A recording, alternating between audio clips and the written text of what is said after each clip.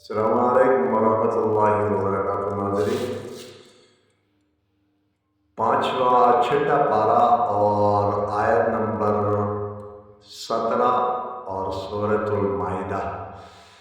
आज का सबक स्टार्ट हो गया है। औज़ु बिल्लाहि मिनश शैतानिर रजीम।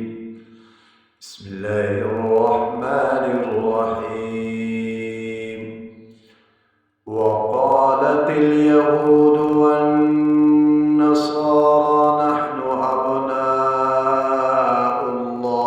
व अहिब्बाउहु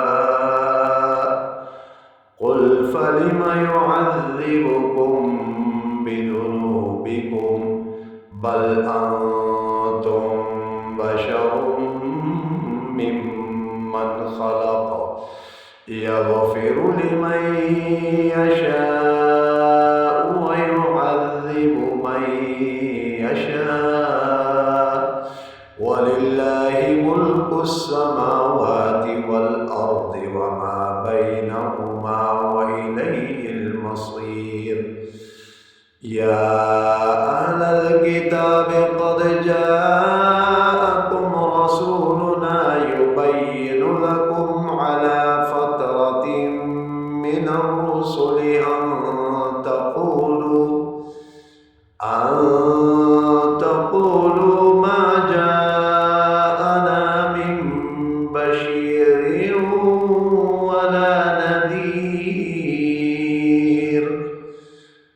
फ़क़द जाअकुम बशीरुन व नज़ीर वल्लाहु अला कुल्लि शैइन क़दीर।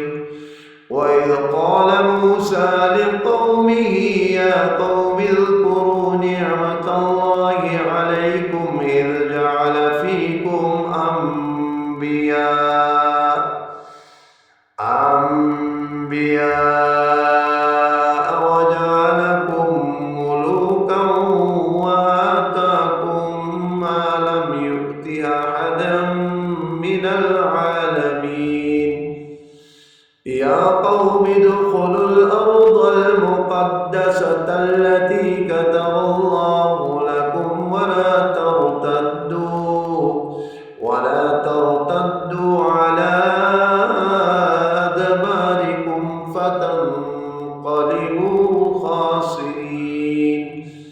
قالوا يا موسى إن فيها قوما جبارين وإنا لن ندخلها حتى يخرجوا منها فإن يخرجوا منها فإنا داخلون. قال رجلان من الذين يخافون أنعم الله عليهم ادخلوا عليهم الباب فإذا دخلتموه فإنكم غالبون وعلى الله فتوكلوا إن كنتم मुमिनीन। ये आयत नंबर 23 तक आज का सबक मुकम्मल हुआ।